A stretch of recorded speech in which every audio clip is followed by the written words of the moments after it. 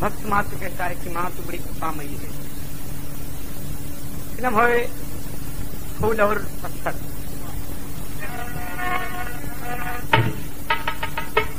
सुन ले पुकार आई मैं तेरे द्वार लिए आंसुओं का, लेके सितार हो जा कंठ पे सवार सेवक करेला पुकार मेरी शारदे।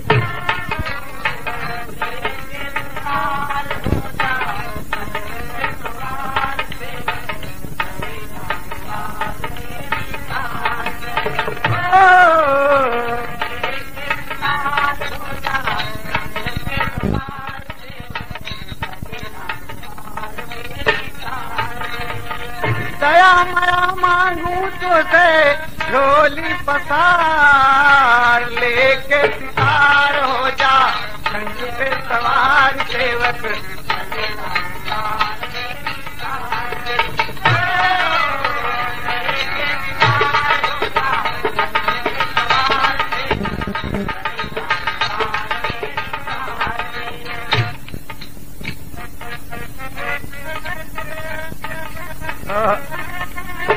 पीड़ा में तरंग उठे बहे रस धारा, देवता भी देखे मैया बैठ के नजारा।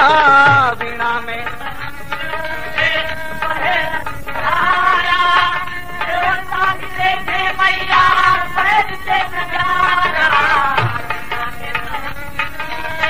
बहे रस धारा, देवता भी देखे मैया बैठ के नजारा। सुर नर मुनि सब तेरा गुण गावे, अनुपम अनोखा देवी नाम है तुम्हारा, नाम है तुम्हारा। लेके सितार हो जा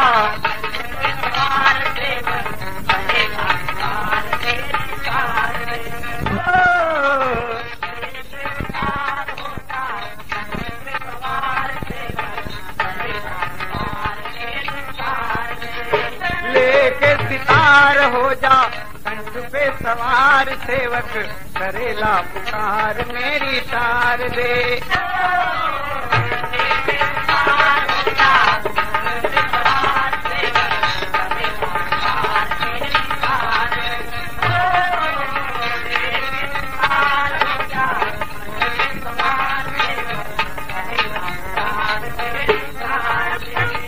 अगला बंद में प्रमाण मिलेगा।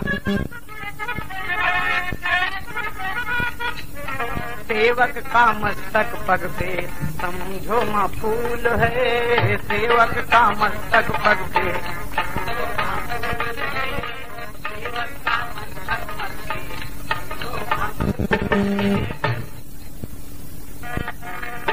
सेवक का मस्तक पग पे समझो माँ फूल है।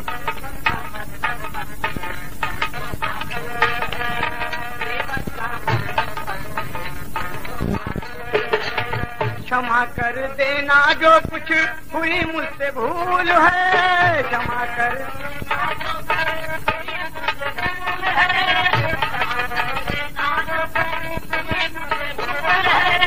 साज समाज और आवाज भी संवारो, कविता हमारी तेरे चरणों की धूल है, चरणों की धूल है।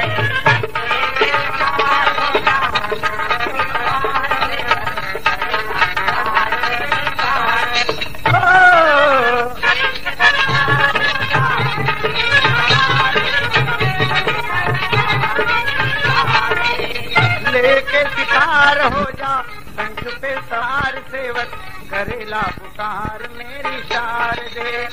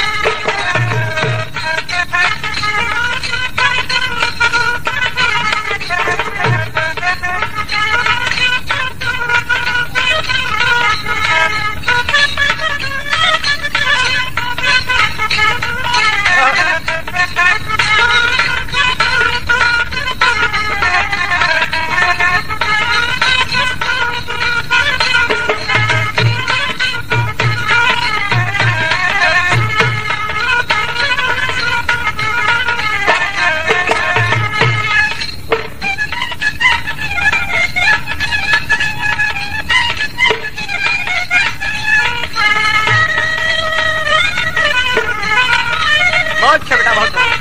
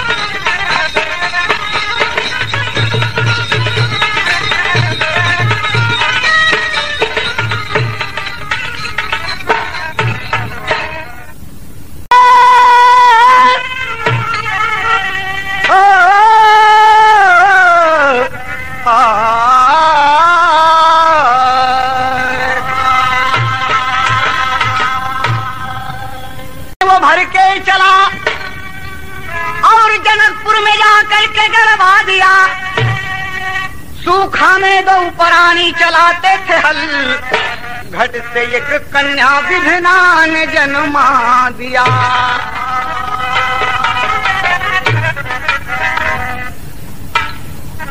हाँ ध्यान दें आप सब, बड़ा अच्छा गीत आपके सामने पेश है। रावण का अत्याचार चरम सीमा पर है, यहां तक कि कर के रूप में टैक्स वसूलता है। ऋषियों के पास तो कोई पैसा और मुद्रा मिलती नहीं, बस रक्त का दान लेता है।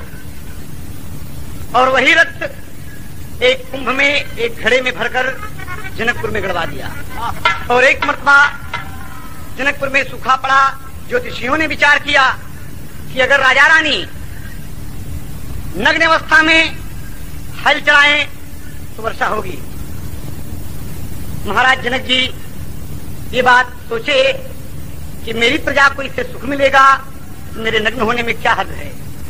और राजा अपनी प्रजा के लिए दोनों प्राणी नग्न अवस्था में हल जोते और हल का फाल एक घड़े से टकरा गया। घड़े से टकरा गया और घड़े से कन्या ने जन्म लिया, जिसका नाम पड़ा सीता, जिन्हें मिथिलेश किशोरी जानकी जनक दुलारी कहते हैं। बड़ा आनंद छाया कि जनक जी के सुपुत्री पैदा हुई, जनक जी की सुपुत्री पैदा हुई। तमाम सब आनंद विभोर हो गए और सीता जी धीरे धीरे बढ़ने लगी। और एक दिन अपने पिता के सामने दरबार में पेश हुई और क्या कहती हैं कि बाबूजी, एकदम तोतली बोली में, हाँ बिरहा के तर्ज में,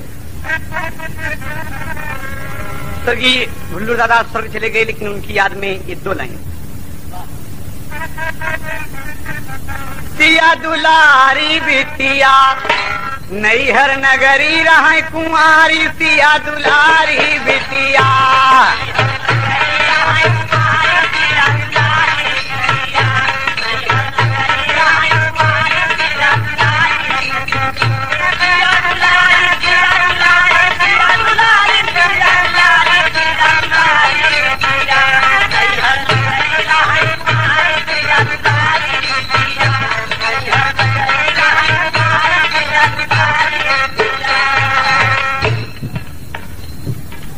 थी श्वेत वर्ण की पंकज के समदो चरण।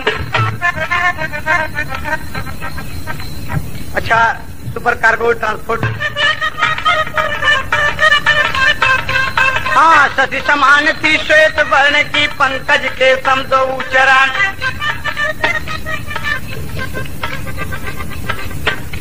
बड़ी सुंदर उपमा है।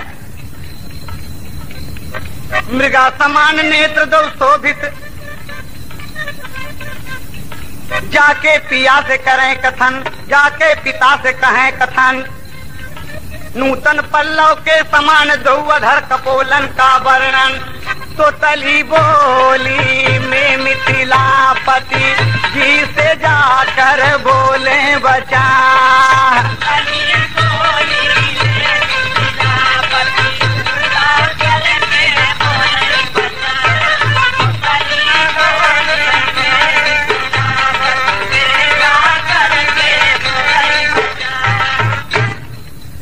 बोली में, बाबूजी बाबूजी क्या बात है बेटी, तुम इस तरह उदास क्यों हैं?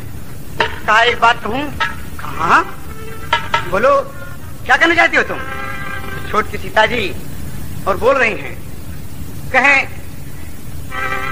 बिटिया पाइन सुंदर शिक्षा, अरे पिताजी है हमारे इच्छा, घूम जा आज फुलवारी सियारी बिटिया।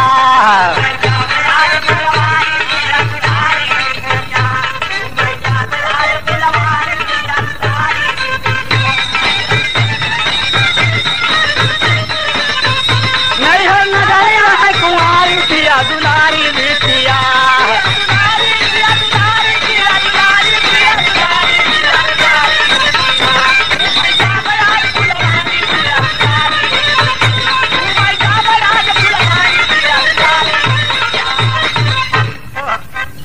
फुलवारी घूमे जा चाहे थी है कि जाओ जाओ, इसमें क्या बात है, तुम रोजाना फुलवारी घूमने जाती हो और आज मुझसे पूछते हो क्या बात है?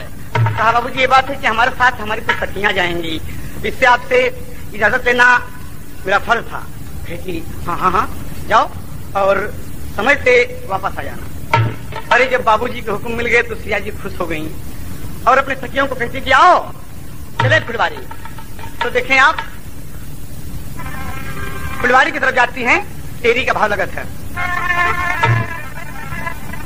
अरे राम कली के मन में जागी कल्पना, एक मन में जागी कल्पना, चांदनी खिलने न पाई चंदा के तन में, कली के मन में जागी कल्पना, चांदनी खिलने न पाई चंदा के तन में, कली के मन में जागी कल्पना, चांदनी खिलने न पाई चंदा के तन में, कली के मन में जागी कल्पना, हो जागी कली के मन में जागी कल्पना, चांदनी खिलने न पाई चंदा के तन में, कली के मन में जागी कल्पना, चांदनी खिलने न पाई चंदा के तन में, कली के मन में जागी कल्पना।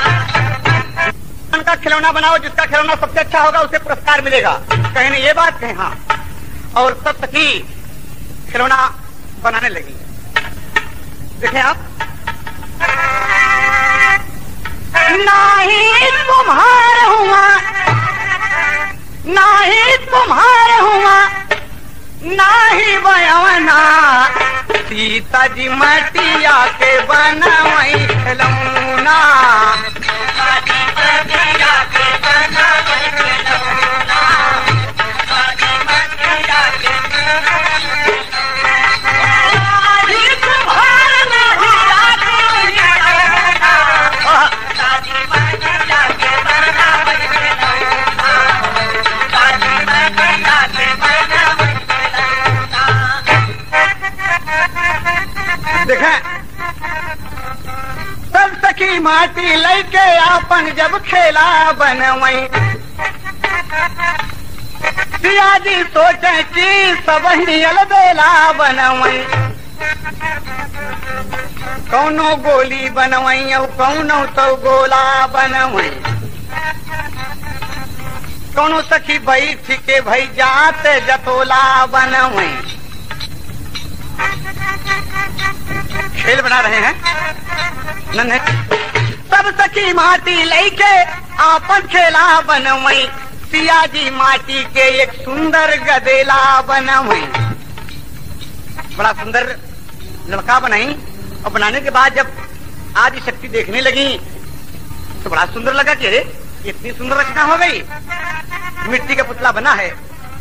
देखें बचपन में जगत जननी को क्या हासिल है, कितना करिश्मा हासिल है।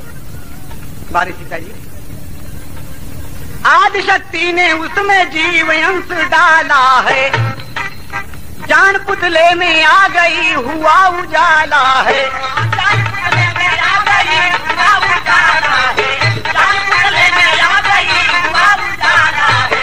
जहाँ को जाती सिया अब ये लड़का बना और वहीं वहीं बोले लगा और चले लगा। जब मिट्टी का पुतला मांस के लुथड़े में बदल गया और चलने लगा, जहाँ को जाती सिया लाल वहीं जाता है, ये हाल देख के उनका जिया घबराता है। पिताजी सोचे मन में होगी बड़ी बदनामी, बना के लाल क्या बवाल है अंतर्यामी।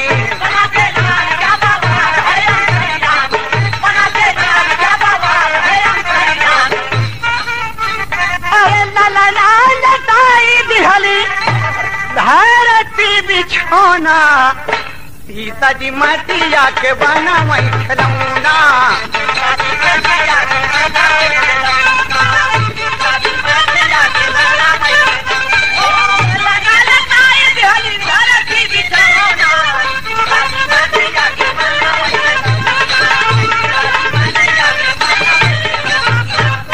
और इतने में सब सखी एक फूल के पेड़ के नीचे उसके थपकी देके सुला दिया, लड़िया मुन्ना यहीं पर। और सब सखी आ गई कि सीता जी चला जाए। कहने भाई केकर खेला कैसे है, लगी सब दिखावे कि हमार जान जतोला है। केकर खिलौना कैसे है तो कोनो अपन गोली उठा के दिखाओ थे, कोनो जान जतोला, कोनो घर गरौ था कि हमार खेला ही है।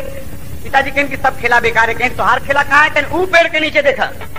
तो सखी सब हंसे लगी कि बाबा केहू का लड़का भागत भागत आवे फूल के नीचे तो लटा दी, कहू कि खेला है यहाँ ये बना मिट्टी का।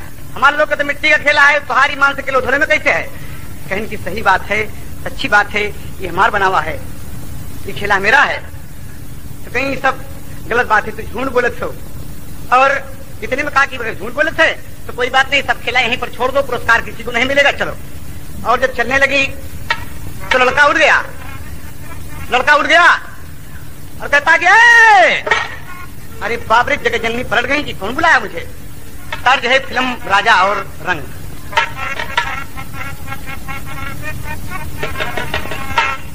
तू कितनी अच्छी है, अब तो आप लोग समझेंगे होगा।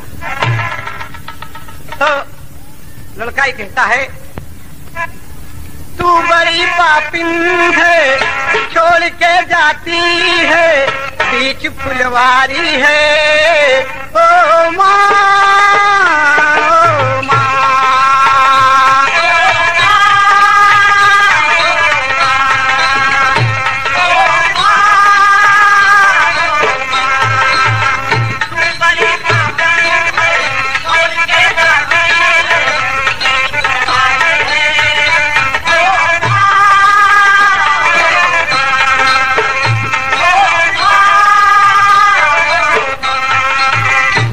पे रहूंगा मैं कैसे अकेले, खा जाएंगे जीव जंतु मुझको गोदी में ले ले।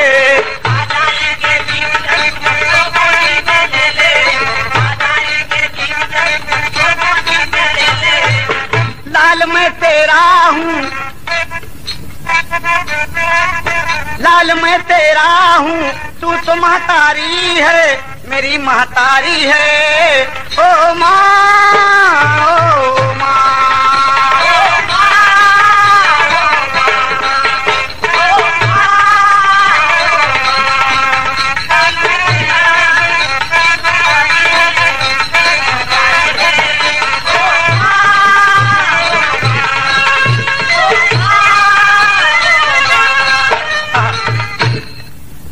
क्या बनाया?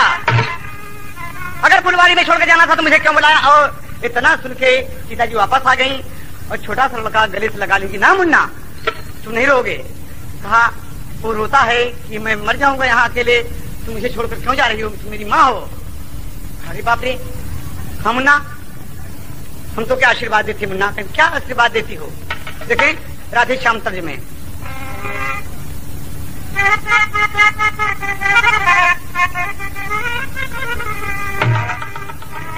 अरे रक्तवीर सुर नाम बधा पड़ा, सीता ने आशीर्वाद दिया, सीता ने आशीर्वाद दिया। कोटाक्ष विपिन उत्तर में बतो जा, हमने तुझे आबाद किया।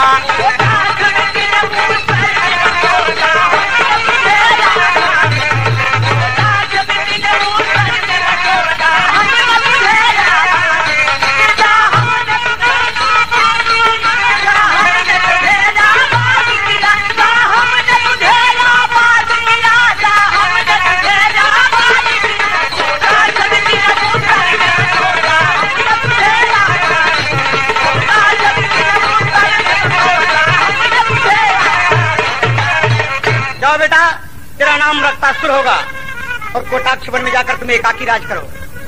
कहा बस, कहा कोई शत्रु विजय ना पाएगा, तू उस जंगल का भूप बने, तू उस जंगल का भूप बने। अरे खून के जितनी बूंद गिरे उतना तेरा प्रतिरूप बने, खून के जितने बूंद गिरे उतना तेरा प्रतिरूप बने, खून के जितने बूंद गिरे उतना तेरा प्रतिरूप बने, उतना तेरा प्रतिरूप बने, उतना तेरा प्रतिरूप बने, उतना तेरा प्रतिरूप बने, उतना तेरा प्रतिरूप बने। खून के बूंद गिरे उतना तेरा प्रतिरूप बने, खून के बूंद गिरे उतना तेरा प्रतिरूप बने। रामलाल, और एक बात है, नाम पड़ा रक्तासुर, कहीं कोई लोग कहते हैं रक्तवीरसुर, कहीं कहीं लोग कहते हैं सहस्त्राबाहु अर्जुन। तो आशीर्वाद दे दिया और कहा कि तुझसे जिससे लड़ाई होगी तेरे खून की जितनी बूंद धरती पर गिरेगी उतने रक्तवीरसुर, उतने रक्तासुर पैदा होंगे। कहा ये बात कहा, कहा एक बात और है मुन्ना, कोई शत्रु विजय ना, सीता जी कहती हैं पुत्र से सुनिए मेरे कुमार,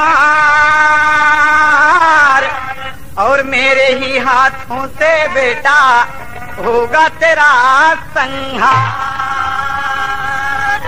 मेरे ही हाथ से तू मारा जाएगा। कहा माँ, कभी माँ अपने बेटे को मारती है? कहा हो सकता है। और आशीर्वाद देके सिया जी चली गई और धनुष यज्ञ हुआ, सीता के संग ब्याह हुआ और देखे रामचंद्र जी दूल्हा बने, सीता अयोध्या गई, वनवास हुआ, हरण हुआ। 14 वर्ष के बाद जब लौटकर अयोध्या जाते हैं, सीता का वनवास हुआ, लवकुश हुए। एक दिन मर्यादा पुरुषोत्तम बैठे हैं दरबार में, कहा कि रघुकुल के परंपरा के अनुसार आज तुम मेरी बाह की पूजा कर दो, मैं विश्व विजयी हूँ। कहा आप विश्व विजयी हैं? हाँ सीता, मेरी बाह की पूजा कर दो। तो सीता जी का ध्यान आ गया कि ना ना ना ना ना, कहे धरती पर जितने अन्यायी जितने वीर थे हमने बच कर दिया, मैं अल्लाह ना बचाओ एकाकी वीर एक हूँ। तो सीता जी हंसन लागी मुहावाची पाई के, सुना तनी हमारे भरता एक वीर बाकी बाटे उहू के संहारा, पूजी देई बहिया तोहार। एक वीर बाकी है, कहीं कौन? कहा बचपन में एक खेला खेलत रहे, मिट्टी का खिलौना था, लेकिन ईश्वर की कृपा है क्योंकि जान पैदा हो गई, फिर नाम रक्तासुर है, कोटाक्ष वन में सहस्त्राबाहु अर्जुन है, आप जाके उसे मारेंगे। और उसके गर्दन लाके मेरे सामने रखा तो हम जान जाए कि आप बहादुर हैं, विश्व विजयी हैं, हम वहां आपसे पूछ दें। कहा क्या लगते हो सीते? हम ठीक कहा थे। अब लक्ष्मण जी को हुक्म दिया, भरत शत्रुघ्न तमाम सेना सज गई, नल नील जामवंत को लेकर तमाम सेना चली और जाकर कोटाक्ष वन में हाहाकार सब करने लगे। तमाम सेना चली और जाकर कोटाक्ष वन में हाहाकार सब करने लगे। अरे राम जी के सेनामा से बाज लागे बजवा, अरे रक्त बीर सूर लेता टांगिया फसा, ए माई के दूधवा उरी ने कई बेरान में,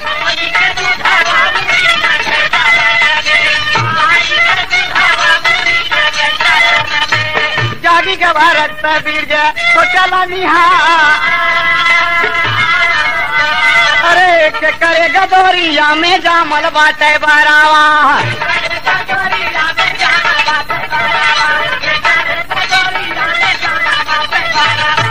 आय हमारे बनावा माटी है ललका, अरे उठी का बहादुर चारी ओर हो निहारा ले,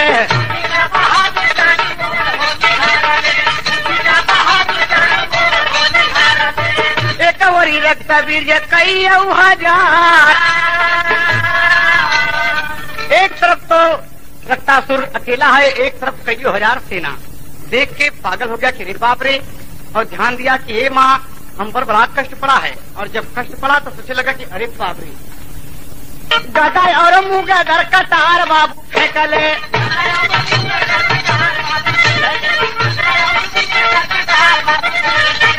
अरे राम और लक्ष्मण बोला तिला लकार हो,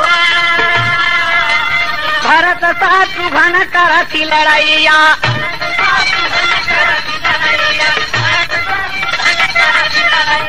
जामवंत सोचे लागे मन में विचार। एक तरफ तमाम हथियार का प्रयोग होता है, लेकिन ये बहादुर खड़ा है और मुहमा से फूंक दे तो जोजन दूरी जाएगी गिरे सब। एकदम खड़ा है, कहे अरे बहादुर हजारों की सेना में आए हो, आजा अगर माँ का दूध पिए हो तो आओ। रामचंद्र जी ललकार दिए कि तमाम लोग दौड़ पड़े एक साथ जुटे। तरफ वीरसुर लाचार होकर सोचता है कि ये काम तो न बने, और घूम गया, नाच गया। वही देखा कि अरे बप्पा रे, इतने बड़े बड़े बहादुर मुझसे लड़ने आए हैं, और लड़ने के लिए हजारों की तादाद में। वह रक्त बीज सोचे मन में अपने लहारी, अरे राम लक्ष्मण का धाई धाई वहा वही संगारी।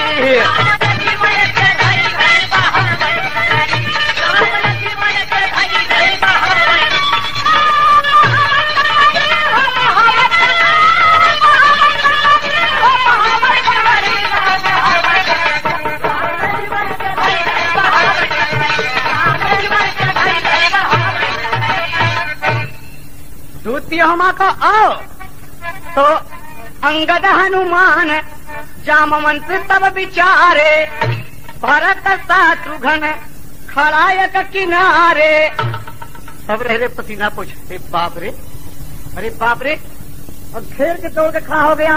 अरे रोके खड़ा बा बहादुर अवध के डगरी, राम लक्ष्मण के धाई धाई बहावई डगरी।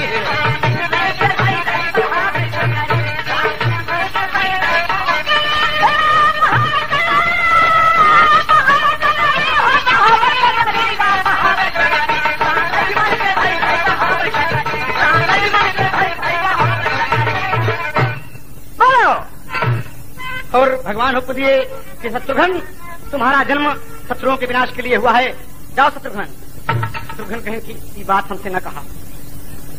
लक्ष्मण से कहे लक्ष्मण तुमने बड़े बड़े बहादुरों को मारा है, जाओ लक्ष्मण मारो। फिर देखा एक कुमार का वध तुमने किया है, जाओ हनुमान एक गदा से इसका सर फोड़ दो। कहीं ये जिन कहा और सब चाहे जितना का बात कहा, बस ये गड़बड़ बात, सबके छक्का छुड़ा दिया। ये एक जवान छक्का छुड़ा दिया, और जब सभी धराशायी होने लगे तो उसको सोचे कि ये सब सोवे में हमरे खलल रहे हैं, और यहाँ रहे हैं तो का दूसरी भालू बंदर कुदरारे रहे हैं।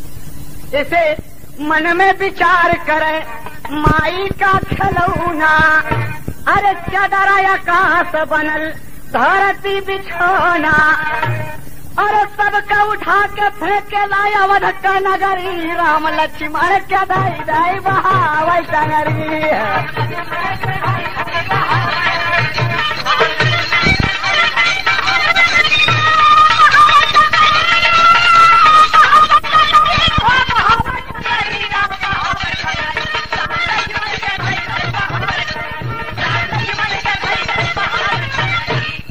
अरे जाके बिल्कुल एकदम अयोध्यापुरी में धाम धड़ाम हनुमान अंगद लक्ष्मण सभी, अरे बाप रे। और जानकी जी तुरंत दरवाजे से जैसे निकलती है देख लिया, और सभी करा रहे हैं कि पप्पा रे इस चोट लगल पारे मोर पप्पा रे, हनुमान जी के माँ जी एकदम समझ लगे थूथू टूट गए। ये कैसा बहादुर है, मर्यादा पुरुषोत्तम को चोट आई, लक्ष्मण को और सीता जी को चोट कैसे पहुंचाया, इसकी इतनी मजाल।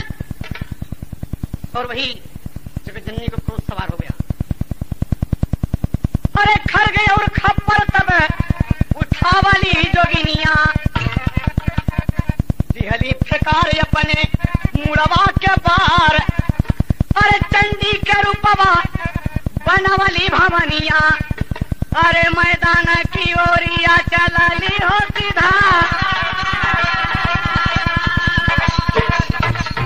अरे बपारे मोरे भगवान के लगाला बात चटिया, लक्ष्मण जी रोवाले नयन बावछा। आई रन छतावा में पहुँच जोगिनिया,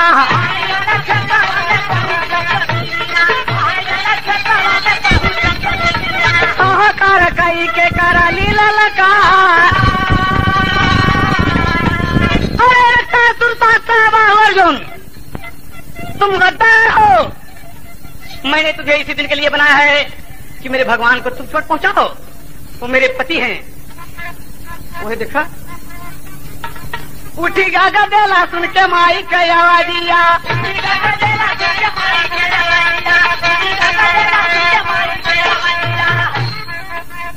आई अपने जननी का करल दीदार। उठा और देखा कि अरे हमारी माँ है, तो एकदम हाथ जोड़कर खड़ा हो गया। सभी हथियार उसके गिरे हुए हैं और कहता है कि सीता माँ के चरणों में है बेटे का परिणाम, क्षमा करो मोरी गलती मैया, बंद किया संग्राम। माँ मेरी त्रुटि नहीं है माँ, वो हजारों की तादाद में आए माँ, जबरदस्ती हमके जगा के मारे लगे। माँ हम हथियार नहीं उठा, तुम्हारी सौगंध खाकर कहता हूँ माँ कि मैंने हथियार नहीं उठाया, आपका आशीर्वाद मेरे साथ रहा माँ। मैंने फूंक दिया और गुस्सा लगी मुझे माँ जब सब ललकारते हैं और कहते हैं कि माँ का दूधूरण कर दो। जब माँ शब्द आया माँ तो मैंने उठा के सबको फेंक दिया। पिताजी कहे कि सबको फेंक दिया, तुम जानते हो उसके अंदर मर्यादा पुरुषोत्तम थे, मेरे भगवान थे, मेरे पूज्य हैं, मेरे पति परमेश्वर हैं। माँ मैं नहीं जानता माँ, उन्हें अपना परिचय देना था, उन्हें अपना परिचय देना था माँ। मैं क्या जानूं, कहा कुछ भी हो मैं तुम्हें मारूंगी। और उठाकर एक सूल खींच के मार दिया। निहत्था खड़ा है जवान और सीने में जब सूल लगा बाबूजी तो थाम दिया और थाम के कहता कि माँ फिल्म छोटा भाई।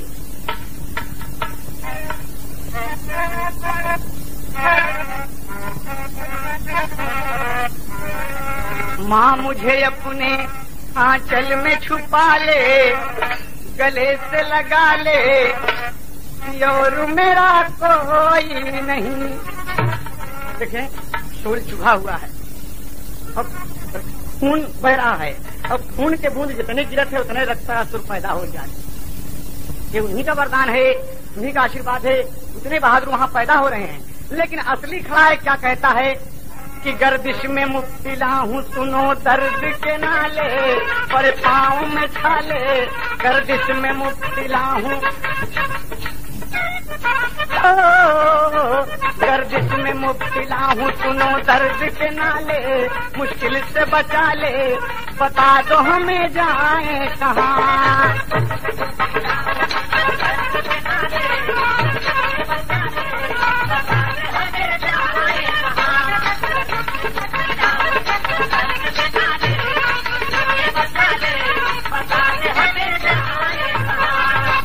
तेरा और मेरा तो जन्म से है नाता, तेरा और मेरा तो जन्म से है नाता, तेरा और मेरा तो जन्म से है नाता।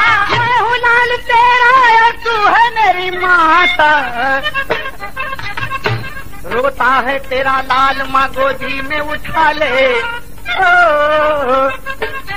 रोता है तेरा लाल माँ गोदी में उठा ले, मुश्किल से बचा ले, बता दो हमें जाए कहाँ।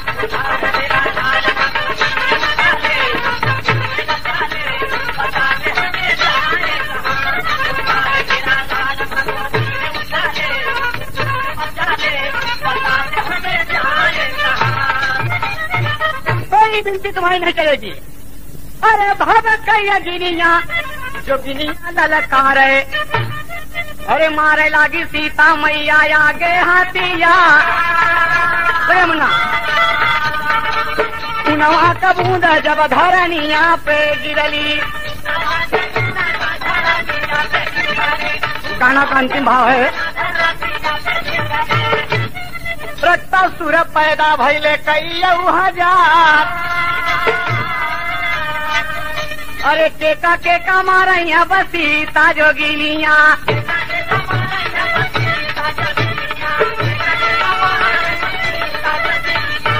सबका ये कई चेहरवा सरकार। रक्तासुर तो फूल चुभा हुआ है और हंसता है कि ये माँ तू धोखा खा गई हो, ये तुम्हारा आशीर्वाद है कि हमारे जितना खून गिरे उतना रक्तासुर पैदा हो जी है।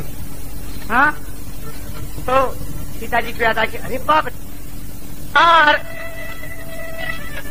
वह खप्पर के पीछे कुल खुनवा समाई गए, धरनी पर गिरई नहीं दी सरकार। और खप्पर लेकर सर पकड़कर काट लिया और खप्पर में खून रोक लिया, एक भी बूंद खून नहीं गिरता। रक्तासुर तो मर गया, लेकिन क्रोधावान न शांति भाई भवतैया जिनिया।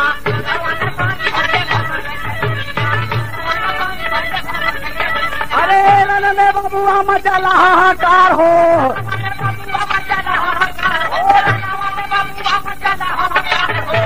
अरे तब तीनों देव विचार करे मनमा।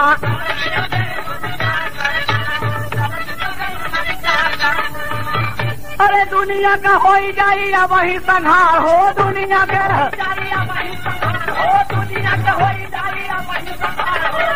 अरे बाबरे, त्रिदेव ब्रह्मा विष्णु महेश विचार किए कि सृष्टि का विनाश हो जाएगा। अंतिम भाव में भोलेनाथ सोना जसन लगा कि क्रोध सीता जी का शांत नहीं हो रहा है। ये चंडी का रूप धारण करके खर और थप्पड़ लेके गर्दन उतार नहीं पड़ा और दुनिया दर्द हो जाएगी। बोलो भोलेनाथ, तो भोलेनाथ कहते कि शिव हमारे बैठा रहा जुगती हम लगावत थे। देखे वह भोलेनाथ बाबा आए रन खेतावा,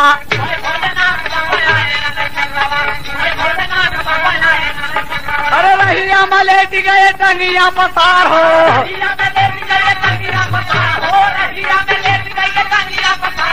आगे जगदम्बा जग चरणवा बढ़ावाली,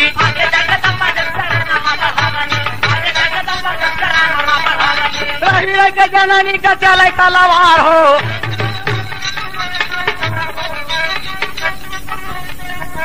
काट रही है और थोड़ा थोड़ा पांव आगे बढ़ता है। वह छतिया के ऊपर भोले बाबा एकदम लेते हैं। वह छतिया के ऊपर पड़ल जब चरणवा जिभिया निकल गई सुना हो सरकार।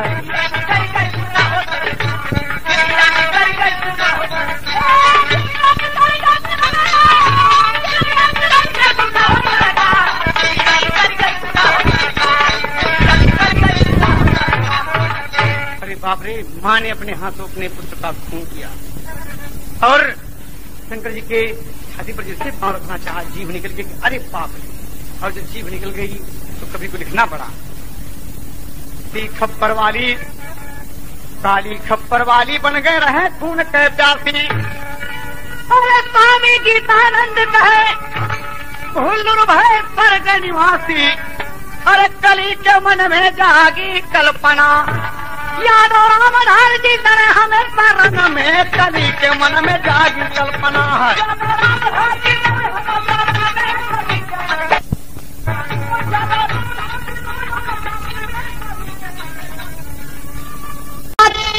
भल करके पिनाक राख राम रघुकुल की बाजी, अवधपुर में मंगल बधाई। देख कर राम सीता की जोड़ी जुगल, हर्षित भैया समारो भरा मुस्कुराई। पड़ गई लगनी अघन सुधी पंचमी, भेज राजा जनक अवधपति को पाती। लेके पारा तब दशरथ प्रफुल्लित चले, सुहर समधि की शोभा बरनियो न जारी। भगवान राम धनुष तोड़ करके जनक जी के प्रेम पूरा कैलन। ए भैया, जिसमें धनुष रखवा के जनक जी ऐलान कैलन जो धनुष पड़ेगा उसी सीता की शादी होगी। लेकिन रामायण का कहना है कि भूप सहस दस कई बारा लगे उठावन टढ़े डाला कोई से हिलवे ना कर। जनक की निराश होकर कहे मालूम पड़ा कि धरती वीरों से खाली है, तब हुई आस सब निज गिरे जाहू लिखान यो दे विबाहू। सीता का ब्याह नहीं लिखा, धरती वीरों से खाली है। लक्ष्मण जी कहे कि राजन ऐसी बात मत कहिए, जो राहुल अनुशासन पाऊं तंदु किलो ब्रह्मांड उठाऊं। तब तक भगवान इशारा केवल लक्ष्मण जी के शांति और धनुष भंग केवल अपने भगवान राम जो धनुष तोड़न है खुशहाली मच गई चारों तरफ। जब खुशहाली मच गई तो वहां का वर्णन बा एक लाइन तर्ज तो पुरान बा लेकिन गाना नया बा। तर्ज का हमारा पुरनकी तर्ज तनी मजेदार है के लहा ले जला नैकियों में कैसे जमनिया से गरिया छूटल हो राजा दुनिया के गुजरा टूटल हो।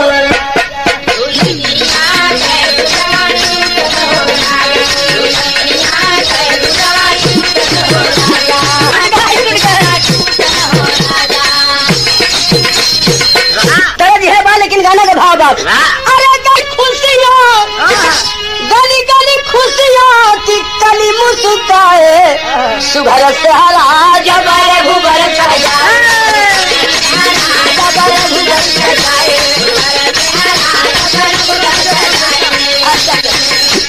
बेटवा का बियाह होला एक खुशी के वर्णन नहीं बा काहे कि अरे झंखा स्वर्ग जवने सुख सपना। बड़ा खुशी के दिन होला बेटवा के शादी के।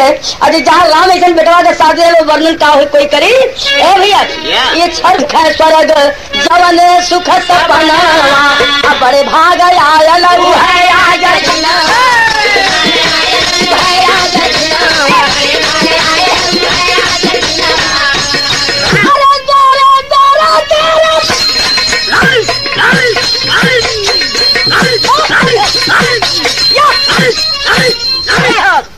हरे द्वारे सरफी मोती लुटाए सुधर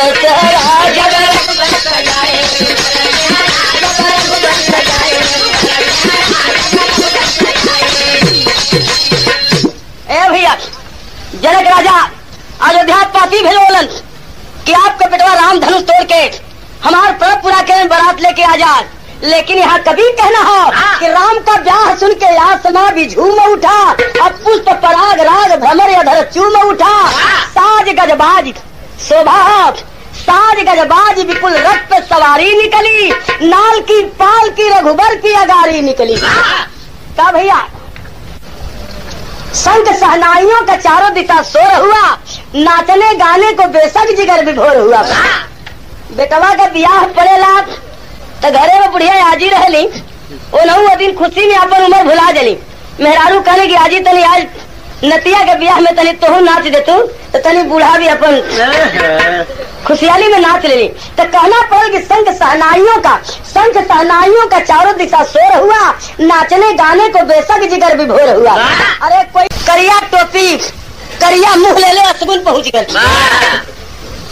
सगुन कहे तू कहा भैया कह हम तनी बराते जाते भगवान के कह के कहो जब बारात के इंतजाम कर हम में तू कैसे जब एक 5 रुपया तरज बदल गई मास्टर फिर भरद्वार के और कहा कि मेरा बलुमा छल छबीला मैं तो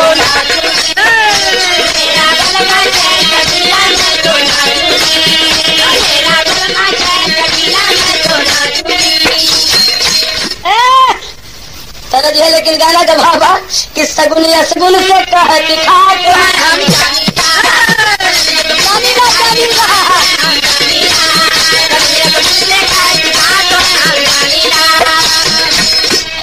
सगुन या सगुन से कहे दिखा तो है हम जानीला अगर जीव देखत मुँह तो हाथ तो है हम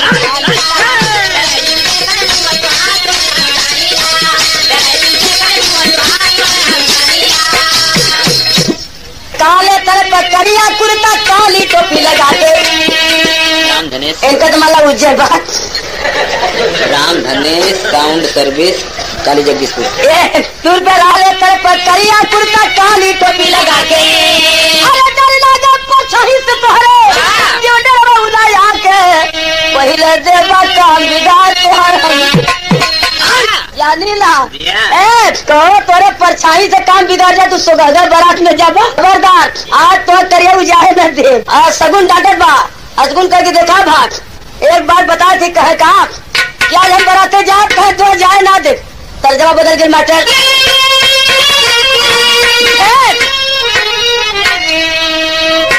सर यही शारदा सिल है गावल बा कि मोरे पीछा वाला जमीरिया का गाछिया जमीरिया का गाछिया मोरे बलमुआ नीला रंग चुनरिया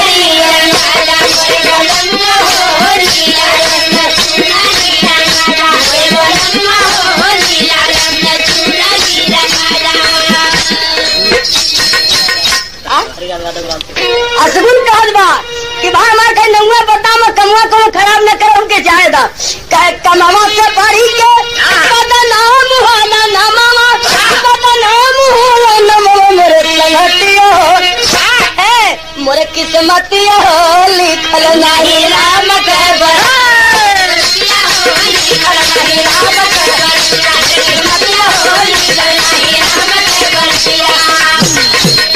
कमवा से बढ़ के बदनाम होला नमवा मोरे किस्मतिया हो लिखल नहीं राम के बरतिया हम कोनो काम बिगाड़े में हमारे नाम बदनाम है जरूर लेकिन हमके देख ले रबी हवा सगुन का खबरदार थे आज एको सिपारो चली ना चले बारात में हम उम्मीद तू नहीं आज भगवान के शादी में असगुन जाए ना दे हम सगुने सगुन रही असगुन रहबे ना करी कह रहे भाग देख ले रतनी भी हवा हो है ना जाए दे बा तत्ताना मारी धारा मोरी भादराया वरतिया अरे भादराया वरतिया मोरे किस्मतिया हो लिखल नहीं राम के बरतिया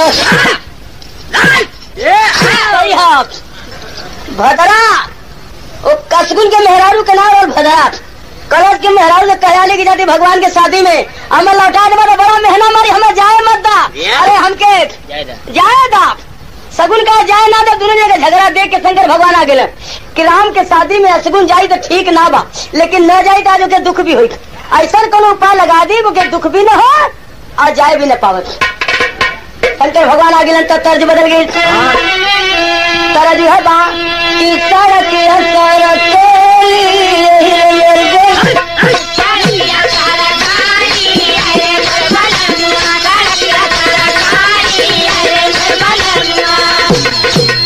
तरज है लेकिन गाना का भाव बा कि बोले हसी वदानी अरे बोले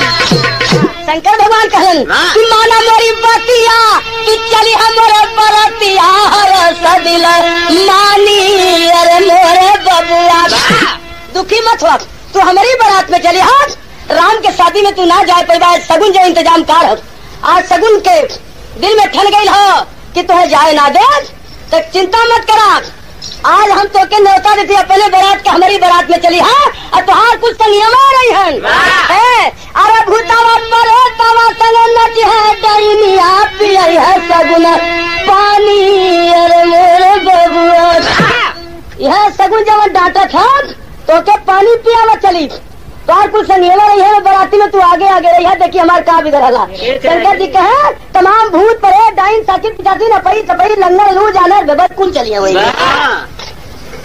चला देखिए कहा बिगड़ला हमारे सब असगुन के कुछ ढाड़ल है कि नारायण का शादी शंकर भगवान के शादी में चला ओके अब दुख खत्म हो गए और वहीं से लौटल है तो बारात भगवान के आगे चल रहा है तो बारात का शोभा का वितरण है कि अरे महावर्षी के सोहा में हदीप ये दूर प्यार राम अरे अब तय फैशन बदल गल बा तमाम सफारी सूट उठ कर चल गल मामला सर अनही तो दुल्हा के जोड़ा जामा चलत रह तो सब पोशाक बदल गई दुल्हा लोगन का लेकिन दुई चीज निशानी में रह गल का कि अरे सोहा राम के सर पर सेहरा कान कन्हावल कन्हावर और सेहरा दो चीज बच गए, बाकी पोशाक बदल गए। यह निशानी रह गई कि चाहे कितना महंगा पोशाक पहनिए कि कन्हावर लगी जरूर। सोहे राम के तरफ सेहरा कान कन्हावर, महावर सिया के सोहे मेहदी। अब बारात का शोभा जगमगात जगमगात जनवार जनकपुर पार चार सत्कार हुआ। अब गली गली मखमली मनोहर सादर शिष्टाचार हुआ। अब विविध भांति पकवान बना, खटरस भोजन जोनार हुआ। अब परी भावरी राम सिया के मधुर मंगलाचार हुआ। जबकि शादी हो गई, शादी के बाद दुल्हा कोहबरे में बुलावल जनक। तो जब कोहबरे में लोग गए, कोहबरे के गीत बदल गए, नहीं मास्टर अरे आंगन में फूल गे नदी बजले बधैया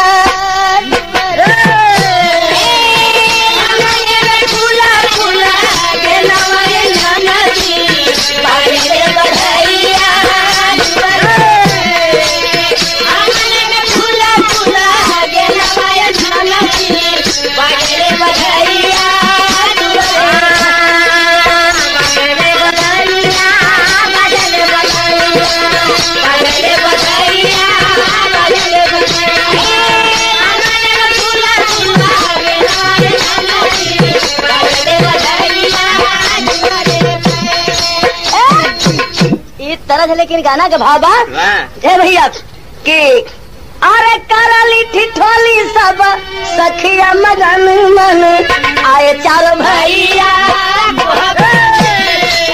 करली ठिठोली सब सखिया मगन मन आए चार भैया।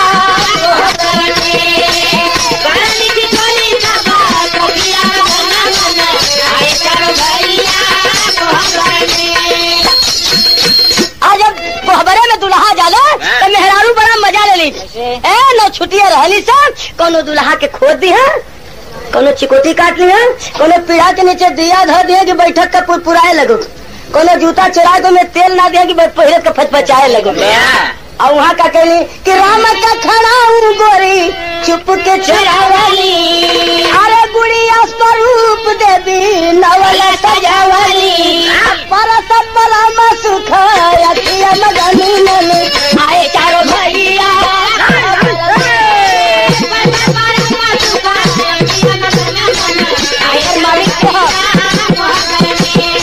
अरे मैं को लपेट के पहिरा के और घुंघट चढ़ा के दुल्हन लिया के राम जी के आगे धर दिली। भगवान करे का भाई कहीं हमारा जनकपुर का देवी है बड़ी पूजमानी, तो नहीं पूजा कैला, लेकिन कैसे कहे यह गीतिया अपने दसवा को जब गंगा जी के पुजैया होला, जब बियाह शादी में तो गाँव नहीं होते कि सैया बदल बालू जाओ किनरिया का बूटी न बदल।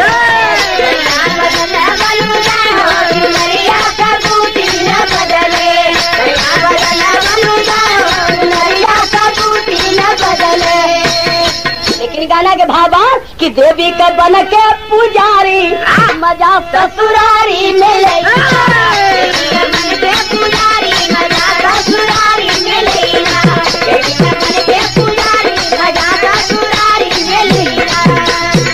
महाराज तनी पूजा काला गोर लगला। राम कहे पहले दर्शन करावा, देवी का अपने परिचय बतावा। अरे परिचय बिना न होला यारी, अरे बिना परिचय का राम सलाम ना बढ़िया लगेला। अब गोर कैसे लगा भग तनी हमें देखा दा, हम दर्शन कर ली जान नहीं तब गोर धरब। 5 रुपया अंदर यादव नरचहा से प्रदान किए भैया, बार बार नमस्कार बाल तनी हमके देखा दा, हम दर्शन कर ले जान ले तब पूजब। सब कहली कि तपले तपाल अगर पूजे को तो पूजा नहीं बगल होखा। तो राम के छोड़ा लखन के बोलावली, देवी के पूजा वाला हूँ के फलमवली कि मन के खिला फुलवारी। मन के खिला फुलवारी मनवा में खुश होते अगर पूज दहला तो मजा आ जाये। लक्ष्मण से कहने के महाराज तनी हमारे जनकपुर के देवी है, इनका पूजा कैलाश। लक्ष्मण जी का जवाब देना बड़ा भावपूर्ण जवाब लक्ष्मण जी का हल्का। आय हाय हरे बाउर बा मटिया तोरी बाउर नगरिया, बाउर बा मटिया तोरी बाउर नगरिया, बाउर बा मटिया तोरी बाउर नगरिया। मन दर्पण मोरे मन दर्पण में एक ही मूर्तिया अरे राम बिना नहीं दूसर सुरतिया बाउर भमतिया करी बाउर नगरिया बाउर भमतिया करी बाउर नगरिया बाउर भमतिया करी बाउर नगरिया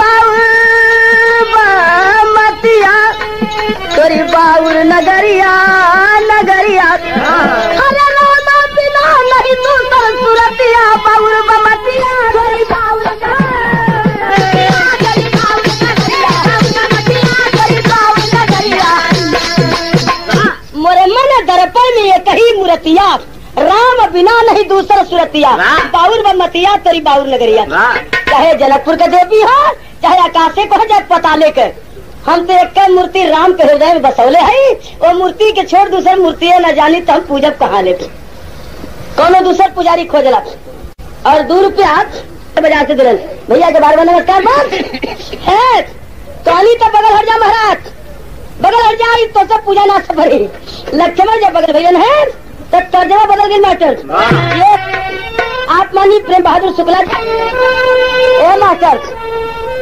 तनी लहा के एकदम सही रहे एकदम ये देवी गीत है औरतन के गीत बा एकदम मास्टर वही एकदम वही लग रहे किन बिया की डरिया मैया नावली झलुआ की झूलिया झूलिया मैया मोरी गावली बिया की झूलिया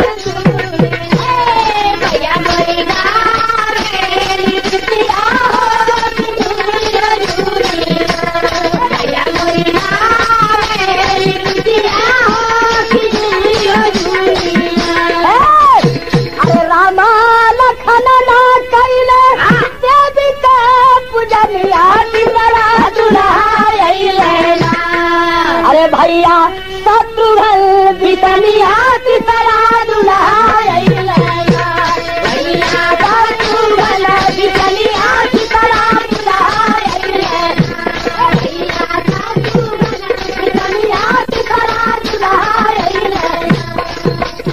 शत्रुघ्न सब कहली कि महाराज ये हमारा जनकपुर के देवी है तेरे पूजा करना शत्रुघ्न जी कहलन कि मिथिला का देवी तोहरे पूजनिया अरे हानि जिन करवावा रनिया तीसरा दुल्हा शत्रुघ्न निकला हानि मत करवाओ अरे मिथिला के देवी अयोध्या के पुजारी बड़ा दूर का बात हो जाई हमें आज है काल ना रह तो आज पूज देव काल तोहर देवी उदास हो है ऐसा नहीं कौन पुजारी खोजा खोजा कौन पांडित अपने मिथिला का जो कि पूजा नित चरनिया ऐसा पुजारी खोले ने रोज पूजा करे हमें आज पूजब काल ना रह तब तोहर देवी उदास हो है तो ऐसा पुजारी खोले ने रोज पूजा करे हम एक दिन के पुजारी हम ना पूजब है कहीं तो बगल हट जा महाराज दूसर पुजारी खोजेगा अरे कहीं मजाक मिलकर तरह तारी सब ही कोहबर में अरे अंतिम बेरी आई भरत का तारी मिलकर कोहबर में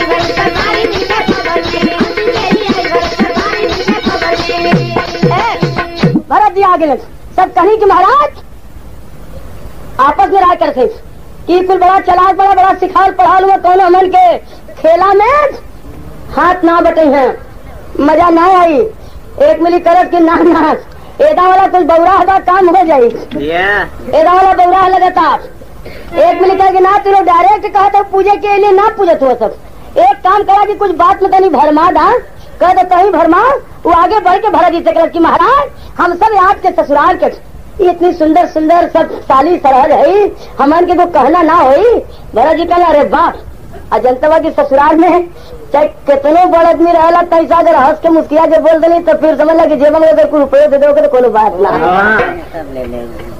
आज मैंने कहल ना हो एक कहा अरे दिल खोल के मांगा जवन कहा तोड़ कर दी दिल खोल देना कहली थी हमरे जनकपुर के देवी है, इन्हें के तनी गोड़ लगला महाराज। अरे मान बात सखी हो का भरत जी, बात में भरम गईलन। मान बात सखी हो का भरत जी, माला फूल चढ़ाए हो, अक्कर के दंडवत देवी चरण में विधिवत शीश झुकाए हो। अरे हंसा सखी सब बजा बजा के तारी मिल के कोहबर में, और देवी के मुँह से बहली घुघुटा तारी मिल के कोहबर में। जबकि माला फूल चढ़ा के गोले लगे लगे धीरे धीरे घुघुटवा हटावे लगे, तो कैसे लगे यहाँ कभी भाव दिलन है कि कब का निक लगेला। अरे जैसे हो सवाना आग प्रिय बदरिया, और जैसे लागा कार्तिक अजरिया प्रिया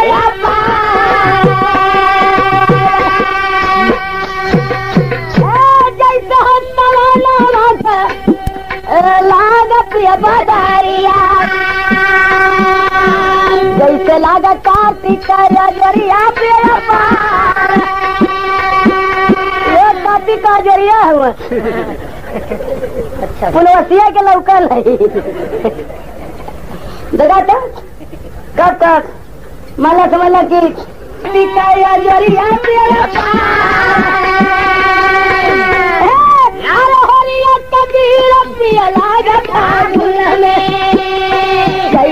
चैत का पियलागा झलकार, अक्तारी तरह जिया का वैसे न तकारिया, लागा ससुरारिया के सबही के पिया, अक्तारी कहानी तो बहसी हाथी बतिया, चिन्हला न देवी बारे पहुना हमार, अक्कवन पढ़ाई तोहर वही न पढ़ावली, मजल मजाक से महर भगुला जा। सरहद कहने की काम महाराज बड़ा बौरा बाटा। अरे तनी मजे में देख ना लेवे क्या, घरे से क्यों पढ़ा के मजे में बतौले ना रहा, सब दुल्हा के घरे से पढ़ा उड़ा के मजे में सब सिखा के भेजेला कि पान खाए तनी देख के पीढ़ा देखिया तो मिली तो ठोक के जूता उता तनी उतरिया तो समझ के, और तो के केहू कुछ ना सिखौले रहा महाराज। पूजा कर देना तनी चिल्लाओ देवी के है, खुल गई ना पूल में खड़ाऊ के घुघुटा राम का खड़ाऊ जब देखल भरत जी, अधाई के लिए है तुरंत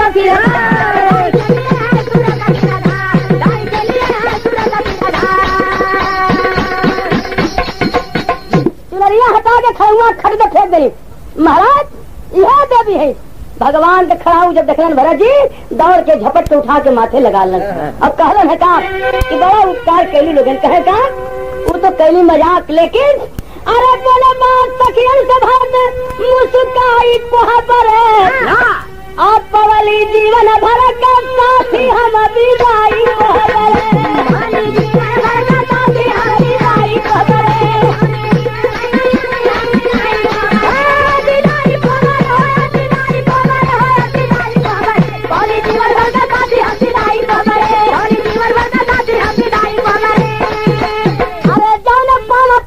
के खातिर व्याकुल मन था चाहता हो, वह पादुका पूजा के पूरा कैलू आता हो। अरे बहुत भाव लग गई सखी न जाई कोहबर, पवली जीवन भर का साथी हम विदाई कोहबर। कहीं तो मजाक, लेकिन भरत के भक्ति देख के भाव विभोर हो गया नहीं कि वाह वाह भगवान के खड़ा हुआ आज हमके पूजवा के बड़ा उपकार के लू लजाए लग रही सब कैली तो मजाक, लेकिन एकदम भक्ति में भर गई। अरे भरत की भक्ति लखी करके वही श्री भगवान हो, और वही खड़ाऊ चित्रकूट में जहला श्रीमान हो। अरे रखनाथ का पीपर मिलल कमाई कोहबर, पवली जीवन भर का साथी हम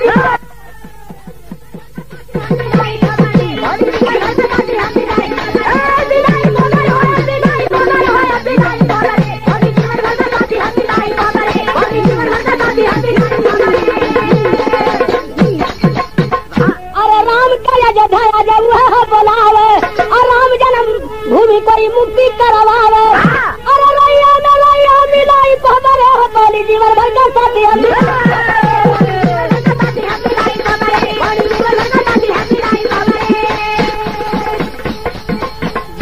और गुरु बिहारी गुरु गणेश गुरु रामलाल गुरकारी